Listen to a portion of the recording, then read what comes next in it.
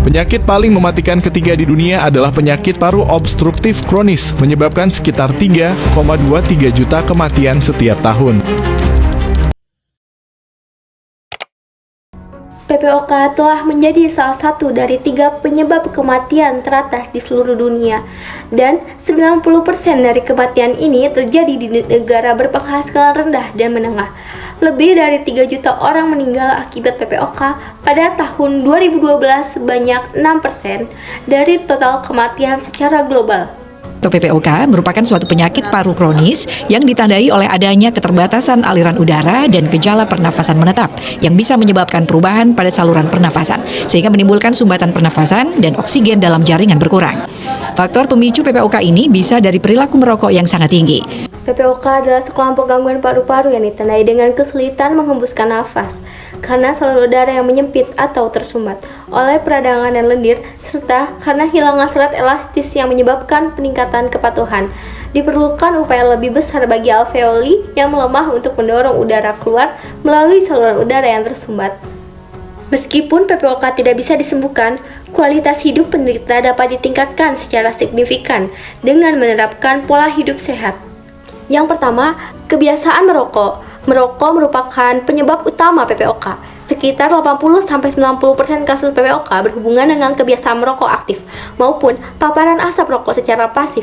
Berhenti merokok adalah langkah paling penting dan efektif dalam mencegah kerusakan paru-paru lebih lanjut. Menghentikan rokok memang tidak mudah, namun tersedia berbagai metode bantuan seperti terapi pengganti nikotin, yaitu nikotin patch atau permen karet nikotin, dan obat-obatan seperti varenicline dan bupropion. Penderita yang berhenti merokok seringkali mengalami peningkatan signifikan dalam fungsi paru-paru dan pengurangan gejala.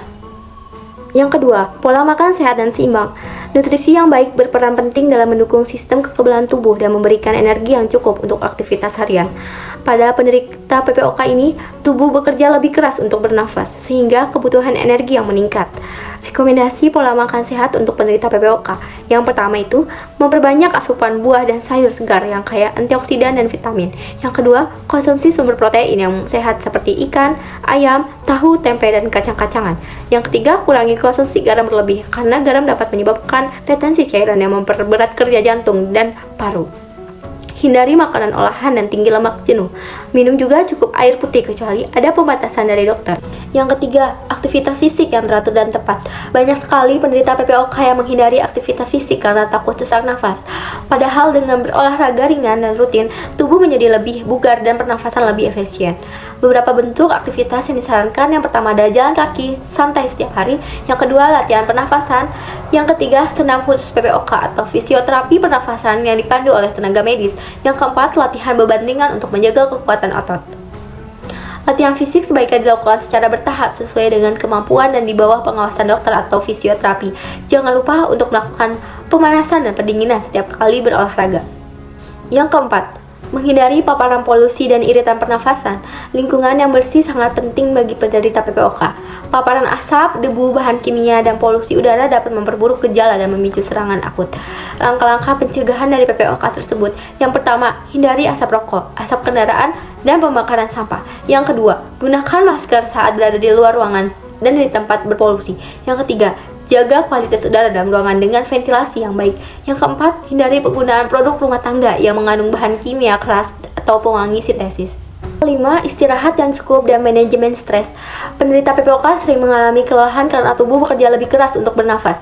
Oleh karena itu, tidur yang cukup dan berkualitas sangat penting bagi penderita PPOK. Selain itu, stres emosional seperti kecemasan dan depresi sering menyertai penderita PPOK. Gangguan ini dapat memperburuk sesak nafas dan kualitas hidup secara keseluruhan. Ada beberapa cara mengelola stres.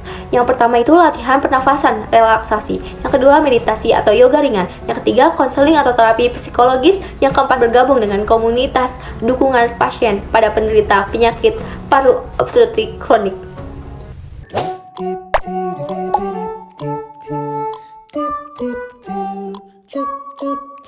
Penyakit paling mematikan ketiga di dunia adalah penyakit paru obstruktif kronis, menyebabkan sekitar 3,23 juta kematian setiap tahun.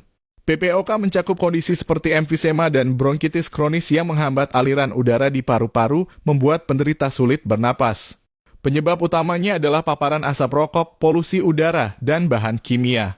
Gejala PPOK berkembang perlahan dan meliputi batuk kronis, lendir berlebihan, dan sesak napas.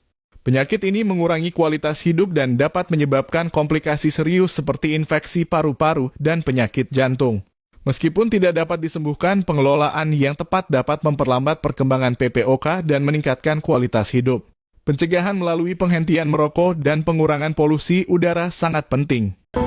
Ingat, hidup dengan PPOK bukan berarti hidup tanpa harapan. Dengan pola hidup sehat, Anda bisa bernafas lebih baik, bergerak lebih bebas, dan menjalani hari dengan lebih bahagia. Mulailah hari ini, karena setiap nafas itu adalah berharga.